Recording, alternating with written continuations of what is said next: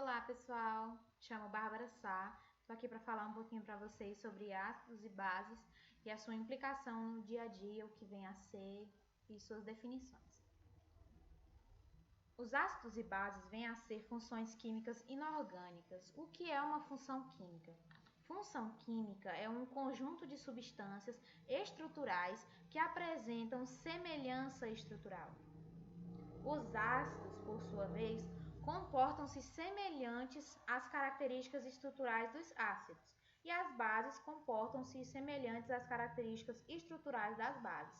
Ou seja, ácido é semelhante a ácido e base é semelhante a base. Isso que vai separar eles, as estruturas.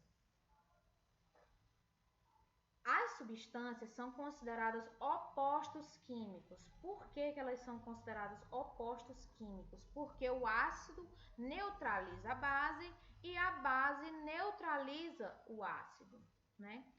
Aqui vemos o exemplo do limão e do bicarbonato de sódio. Se você colocar um copo com suco de limão e você colocar um pouquinho de bicarbonato, essa substância não vai ficar nem ácida nem base, ela vai ficar neutra. Ou seja, tem muitas pessoas que utilizam do suco de limão com bicarbonato para azias estomacais, pensando que vai adiantar, mas não é assim que funciona. A partir do momento que um ácido é misturado com base, este líquido vai ser neutro, ou seja, ele não vai afetar, ele não vai fazer a função dele no estômago, que seria acabar com a acidez. Só quem pode fazer isso são os bases, não os ácidos. Seria mais benéfico para essa pessoa tomar apenas o bicarbonato com água do que o bicarbonato, o limão e a água. Os ácidos têm por sua característica o sabor azedo. Eles podem ser identificados por substâncias que mudam de cor com a sua presença, o que chamamos de indicadores. Mas nós não vamos trabalhar com indicadores agora, só mais à frente do vídeo eu vou dar uma breve explicação para vocês como funcionam esses indicadores. Os ácidos, eles estão presentes no nosso dia a dia, tanto nos alimentos, produtos de limpeza, como no nosso próprio corpo. Que vem a ser o caso do ácido clorídrico, que é o suco produzido pelo estômago para a digestão dos alimentos. Este ácido já está presente no nosso corpo e ele é necessário para que seja feita a digestão dos alimentos. O ácido sulfúrico, que é a solução aquosa presente no interior das baterias de automóveis. O ácido fluorídrico, que é o ácido que é colocado para corroer o vidro utilizado para marcar as janelas dos carros. O ácido cianídrico, que ele é liberado em forma de gás, da planta mandioca moída, descascada ou amassada. Por isso é importante, quando você for consumir a mandioca, sempre ter essa noção que ela tem que ser bem cozida, bem tratada, para que não haja a liberação desse gás, que é prejudicial à saúde. O ácido fluorídrico, que ele é liberado também em forma de gás, e é produzido a partir do apodrecimento dos ovos. É ele que vai dar aquele cheiro característico do apodrecimento dos ovos. O ácido cianítrico, que é formado na fabricação de explosivos, como a dinamite, e também como fertilizantes, na fabricação de fertilizantes. O ácido acético, que é um dos componentes do vinagre e pode ser produzido com a fermentação de vinho. Quando você pega uma embalagem de vinagre, lá vem dizendo a acidez dela. Muitas vezes em 4%, 3%, é a partir desse ácido acético. A concentração desse ácido acético que vai dizer se o vinagre é mais ácido ou não. O ácido carbônico, que é um dos componentes do refrigerante e água mineral gaseificados. Por isso que o refrigerante, algumas pessoas que têm problemas estomacais, quando tomam o refrigerante ou água com gás, elas sentem esse mal-estar por se tratar do nível de acidez do estômago aumentar muito rápido. Então, o corpo não está preparado para comportar toda aquela acidez, o que acaba fazendo mal à saúde. O ácido fosfórico, que é utilizado nas indústrias de vidros de alimentos, em tinturarias, na fabricação de fertilizantes e na produção de refrigerantes tipo cola. Ou seja, o refrigerante, já vimos que ele possui 2 tipos de ácidos, né? E fazem mal ao estômago, porque ao entrar em contato com já o ácido presente no estômago, eles acabam elevando os níveis e causando problemas. Aqui nós temos alguns exemplos de alimentos ácidos: o limão, como já comentamos, o vinagre, tomate, o abacaxi e o feijão. Aí temos também o ácido tartárico, que está presente na uva, o ácido fosfórico, que está presente no refrigerante tipo cola, que já comentamos, o ácido cítrico presente na polpa de tomate e também em alimentos cítricos como laranja, limão. Agora vamos falar um pouquinho sobre as bases. As bases, normalmente, elas têm o sabor adstringente, mas assim como os ácidos, que podem ser azedos, não é a única coisa que vai identificar se esses alimentos são ácidos ou são bases, são o seu sabor. Não.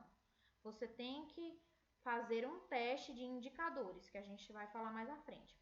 As bases podem também ser chamadas de alcalinos ou hidróxidos, que são muito utilizados também para problemas estomacais, hidróxido de alumínio, leite de magnésia e entre outros. Aqui temos o exemplo do hidróxido de alumínio e do bicarbonato de sódio. Mais alguns exemplos das bases são o hidróxido de sódio, que é a soda cáustica, que é um dos componentes usados na fabricação de sabão e outros produtos. Mas não é só porque ele é um produto base que não vai dizer que ele vai ser corrosivo. A soda cáustica é altamente corrosiva ao corpo e não pode ser consumida. E quando utilizada em sabão, em outras matérias-primas, ele deve ser tratado com todo cuidado e com os equipamentos de segurança necessários para que não se haja a corrosão da pele. O hidróxido de magnésio, leite de magnésia, é utilizado para diminuir a acidez estomacal. Quando o estômago está muito ácido, as pessoas costumam usar hidróxido de magnésio ou hidróxido de alumínio para poder diminuir essa acidez e a pessoa não sentir tanto mal no estômago. O hidróxido de cálcio, que é utilizado nas pinturas a cal e na preparação de argamassa. Como eu disse, muitas bases e ácidos estão presentes mesmo no nosso dia a dia, em alimentos, em produtos, em muitas coisas. Hidróxido de amônio, que é produzido os fertilizantes, sendo também encontrado em alguns produtos de limpeza à base de amoníaco. Aí aqui temos alguns exemplos de bases, que é a soda cáustica, o bicarbonato de sódio, a água do mar vem a ser um produto base, hipoclorito de magnésio e também o hipoclorito de sódio, para quem não sabe, é a água sanitária, mais conhecido popularmente como água sanitária. Agora vamos falar um pouquinho sobre os indicadores de ácidos e bases. Os indicadores são substâncias que mudam de cor em função ao meio ser ácidos ou bases. A maioria dos indicadores usados em laboratório é artificial, porém alguns são encontrados na natureza, como é o caso do repolho roxo, da beterraba, do chamate, entre outros. As concentrações de pH. Vamos falar um pouquinho sobre os indicadores. Eu coloquei um videozinho muito bacana sobre os indicadores de ácido e base com cebola roxa. Na descrição desse vídeo, vocês vão lá na descrição do vídeo, tem um questionário para vocês fazerem sobre ácidos e bases, muito simples. E também um videozinho muito bom do canal Experimentoteca sobre os indicadores de ácido e base com repolho roxo, com repolho roxo, muito bom, que eu deixei para vocês assistirem, muito bom. Aí vamos falar um pouquinho sobre as concentrações de pH. Para medir a concentração de íons, foi criada uma escala numérica conhecida com o nome de pH, cujos valores vão de 0 a 14, que é isso que vai determinar se um alimento é ácido ou é base. O pH do alimento sendo igual a 7, ele é um valor neutro, que é o mesmo da água. A água ela está em pH 7, ela é neutra. Valores inferiores a 7 indicam que este alimento, este produto é ácido, e superiores a 7 indicam que este alimento é base.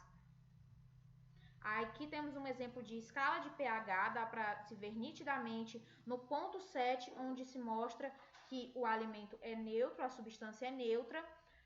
À esquerda ele é ácido, os pHs de 6 a 0, ele é ácido, e os pHs de 8 a 14